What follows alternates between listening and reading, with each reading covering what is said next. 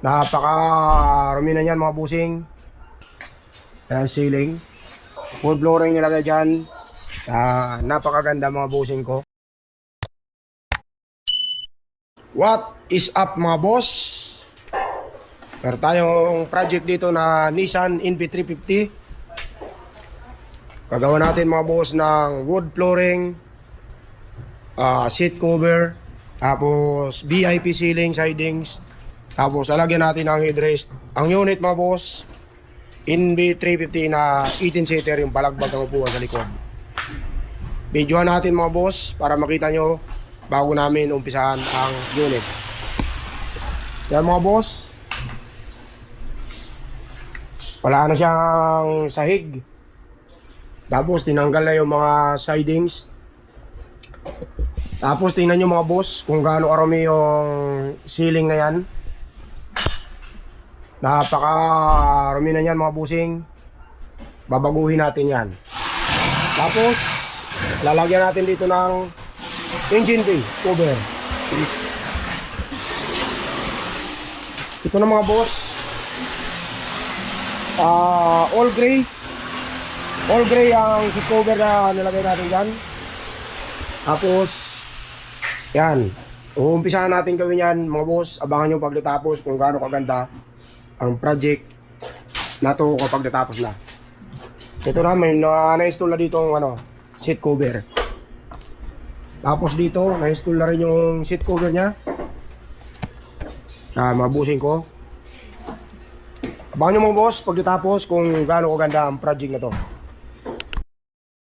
What's up mga boss? Tapos na yung project natin na Nissan NV350. No? Ginawa natin to ng wood flooring, seat cover, tsaka headrest, tsaka sidings, at tsaka engine bay cover mga boss. Videoan natin. Yan mga boss, ginawa natin ng wood flooring. Yan, wood flooring nilagay dyan. Napakaganda mga bossing ko. Napaka quality ng wood flooring na nilagay natin dyan. Napakatibay yan. Tapos engine bay cover ang nilagay natin. Tapos seat cover na quality. Tapos nilagyan natin ng headrest. Yan mga bossing ko. 4 na piraso kasi 18-seater tong unit na to. Pati yung jump seat. Tapos step board, nilagyan natin ng balot yan mga bossing. Check natin yung seat cover sa harap. Yan mga boss, may dalawang libre na yan na neck pillow. Tapos yung quality ng headrest natin, napakapal na materialis niyan. Tapos nilagyan natin ng matting sa harap. Tingnan nyo naman mga bossing. Tapos yung natin, ceiling na nilagay, color gray lang to mga boss lahat. Walang malong to.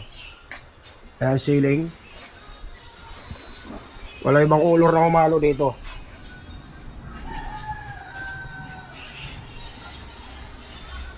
Ayan mga bossing ha. Yan ang ceiling. Tapos tingnan natin dito sa likod. Yan mga boss, ang likod. Tingnan nyo naman mga bossing kung gaano ka quality yung pagkaka wood flooring natin dyan. Yan. Yan mga bossing ha.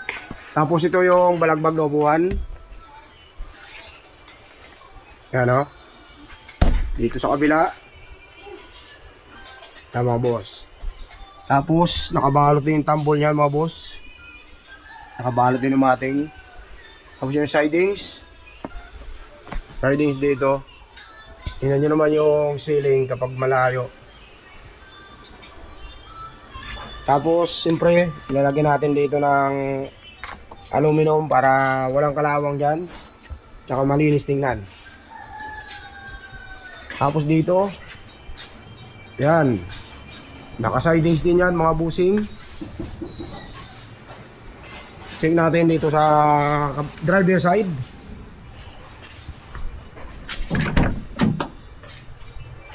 Mga boss amo. Driver side. Tapos, ceiling. Yan. Napakaganda mga boss ang pagkakagawa natin sa NB350 na to. Ngayon, kung gusto nyo magpagawa ng ganito, ng napakagandang flooring na ganyan, napakalinis, tsaka seat cover, tapos mayroong headrest, mag-message lang kayo sa aming Facebook page. Tapos mayroong engine bay cover yan mga bossing. May dalawang bottle holder yan mga boss. Message lang kayo sa aming Facebook page mga boss. Kung Roads Garage.